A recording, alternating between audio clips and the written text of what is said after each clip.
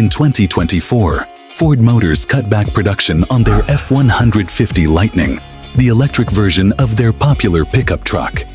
Sales on the Lightning had tanked, in part because it costs more than its gas-powered counterpart. This isn't just a problem for Ford. The average price of a new EV in the US is about $55,000, making electric cars a hard sell for most US consumers at a time when EV adoption is critical for our climate goals. Roughly 40% of the cost to produce an electric vehicle is in the battery. So in 2023, it was reported that Ford was looking at sites in Virginia or Michigan for a new battery plant that could help lower its costs. But there's a catch. The battery technology it would use is from a company based here, in Fujian Province, China. That company is CATL, the largest battery maker in the world. Virginia's governor decided to kill the battery plant proposal in his state because of its links to China.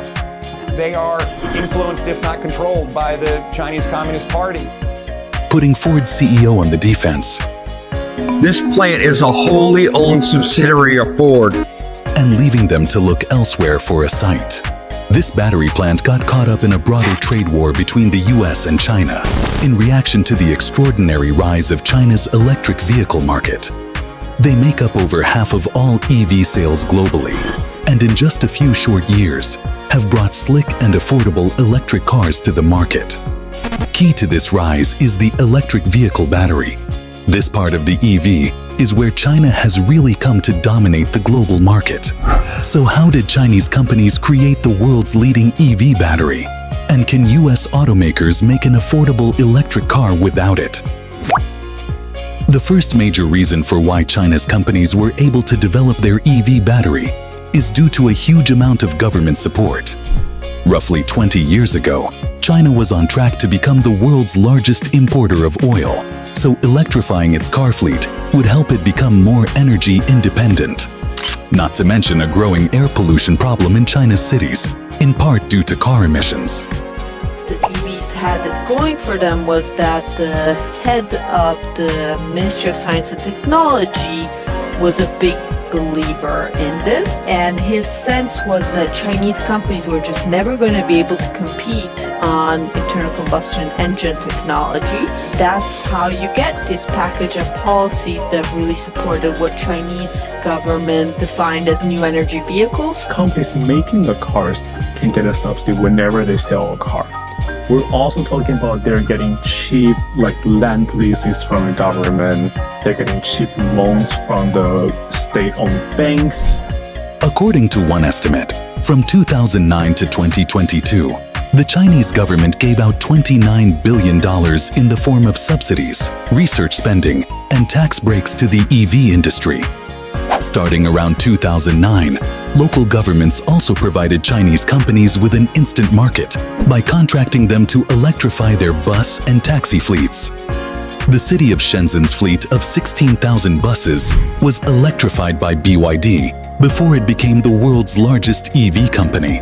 To get consumers on board, governments offered them generous subsidies too, along with other benefits.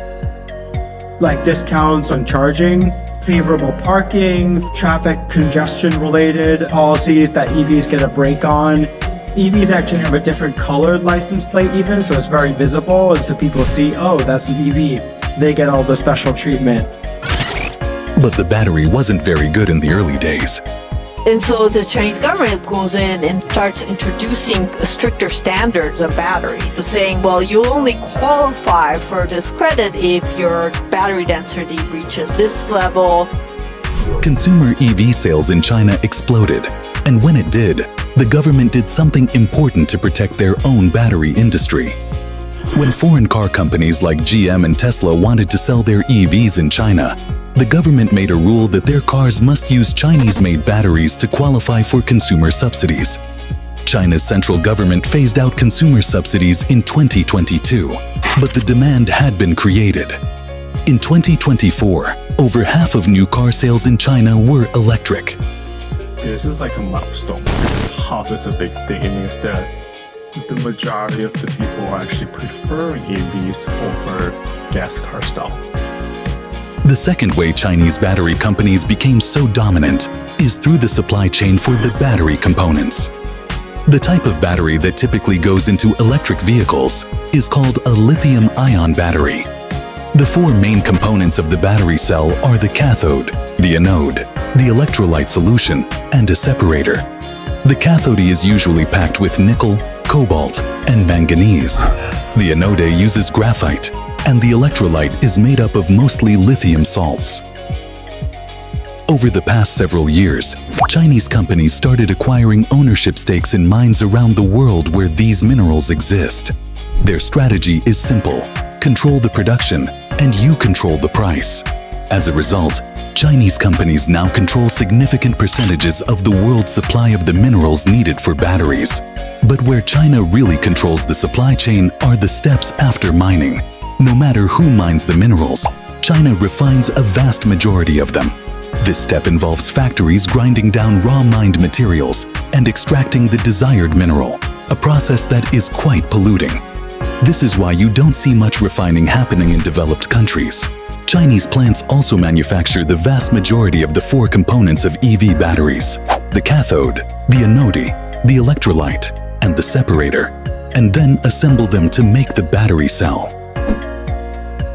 Because you already had pretty developed manufacturing for batteries aimed at electronics. So BYD is actually one of those examples. They started by producing batteries for electronics in the 90s, and then it got into producing EVs. The US was never a battery manufacturing player, historically speaking, in lithium-ion. It was previously Japan and Korea. China has now superseded both. China's control of the battery supply chain is so encompassing that after the Biden administration passed a rule stating no more than half of the battery components or minerals could be Chinese sourced to qualify for tax credits, only an estimated 20% of EV models qualified. With their market dominance, Chinese companies have been able to lead the world in battery innovation. In the past 2 years, Chinese companies figured out how to avoid using the two most expensive battery minerals, nickel and cobalt. They achieved this by innovating on battery technology called lithium iron phosphate, or LFP. In 2023, CATL announced an LFP battery that could power a car for 370 miles on just a 10-minute charge, and BYD has developed their own version of an LFP battery as well. It's called blade battery. It's like very thin, very long blade. But basically they're saying that by using that shape, it can bring more batteries into the same space. So in that way, like the same size of a car can travel farther. Today, LFP batteries are a growing share of all EV batteries, and nearly all of them are manufactured in China, but not for long. CATL has built battery plants in Germany and has plans to build one in Hungary for the European auto market. Meanwhile, Ford ended up finding a home for its CATL battery plant in the town of Marshall, Michigan. The project has triggered a U.S. House investigation, but if it goes through, it will be the first LFP plant in the U.S. All of these factors have made Chinese EV batteries virtually impossible to avoid in the global transition to electric vehicles. There are some concerns about whether China's government support of the EV industry amounts to unfair global competition, as well as human rights and environmental concerns associated with China's battery supply chain. The US is investing in their own government support to build up its battery industry. Bloomberg estimated it would cost $82 billion for the US to meet their own domestic demand by 2030. So it might be possible in the future. But that's no help right now when we desperately need to transition to electric vehicles to wean ourselves from fossil fuels. And US automakers are struggling to give consumers affordable options. So for now, we'll have to decide whether our desire to keep our distance from China outweighs our goals of going electric.